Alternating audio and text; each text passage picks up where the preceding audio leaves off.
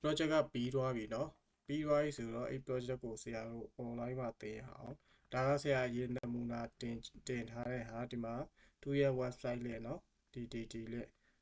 ဒီမှာ studentproject.fs.parcel.app ဒီ link ကိုတွားကြည့်လိုက်ရင်ဘယ်သူပဲကြည့်ကြည့် internet ရှိတဲ့သူတွေအကုန်လုံးဒီ website လေးကိုမြင်ရမယ်ဒီ link က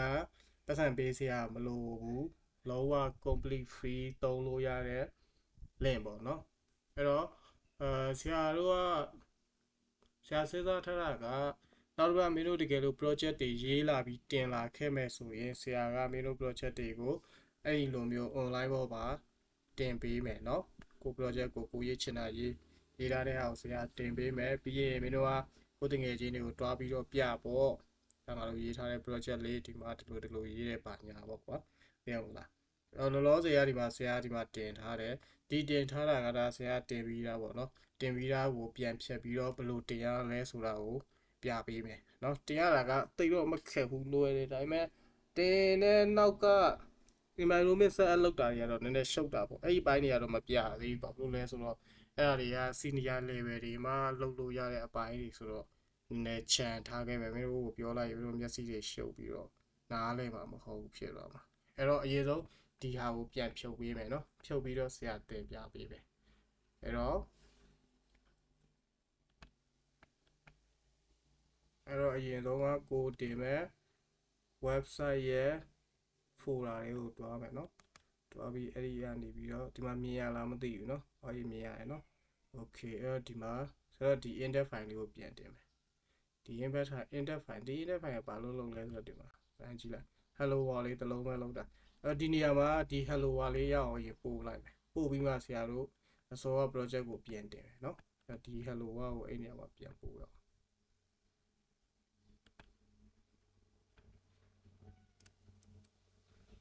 โอเคအဲ့တော့ဒီကောင်ဘာလို့ပိတ်မြာ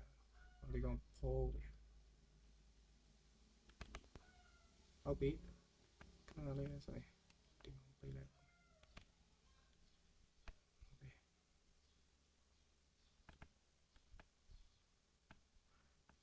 တော့အဲ့ဒီ project ကိုတင်မယ်ဆိုတော့ဒီ project ကိုဒီကနေပြီးတော့ပဲ CMD ကနေပဲတွားတင်မယ်เนาะတကယ် web server အနေတကယ်လုံးမဲ့ဆိုရင်ဒီလိုမျိုး CMD command line လေးကိုနားလည်ဖို့လိုမယ်เนาะသူကနောက်မှာတော့ဆရာတို့ကဆက်ချပြီးသားစနစ်တွေအများကြီးရှိတယ်အဲ့တော့ဒီမှာတန်းတင်ရုံပဲအဲ့တော့ဘာမှလုပ်စရာတော့မလိုparcel proof လို့ရေးလိုက်ရင်သူကတင်တော့မှာ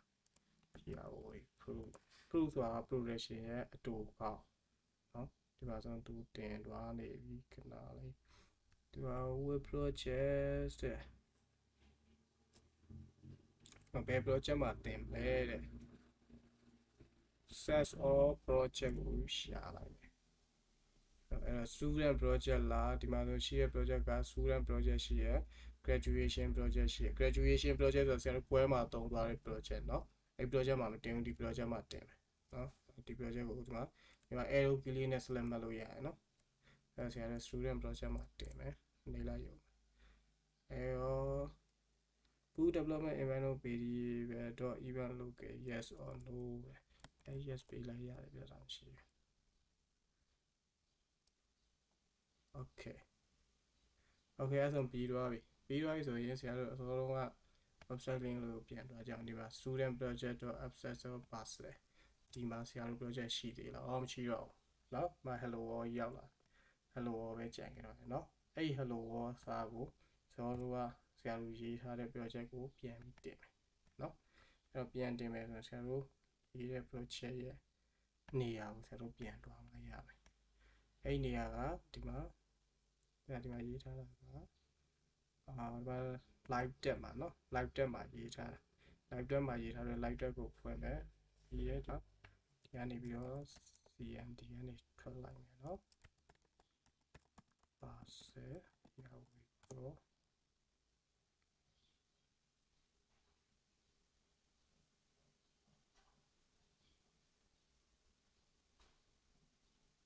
အဲ့ဒါတန်းတင်သွားပြီဒီမှာသူရဲ့ progression လေးဒီမှာ student project.access.parcel သူကတခါတည်းတော့တန်းသိတယ် သူက AI နဲ့ထိန်းထားတဲ့ကောင်လေးဆိုတော့ကိုယ်တွေပဲကိုတင်နေလဲဆိုတော့သူကတန်းသိနေပြန်လုံးလိုက်ဒီ project လေးရတယ်အဲ့တော့ဒီ project ကို online မှာဒီလိုမျိုးတင်တာကအခုဒီအနေထားကြည့်မယ်ဆိုတော့ဒီမှာဘာမှမဟုတ်တဲ့ CMD command line လေးတစ်လုံးနဲ့ရိုက်ပြီးတော့တင်သွားလို့ရတာပေါ့နော်ဒါပေမဲ့တကယ်တော့အဲ့ CMD command line တစ်ခုလေးနဲ့ရိုက်ခဲ့ရတာတော့မဟုတ်ဘူးပေါ့ဒီမှာအများကြီးဆရာတို့အရင်တော့ environment ချခဲ့ရတယ်ဒီထဲမှာ Node.js ရဲ့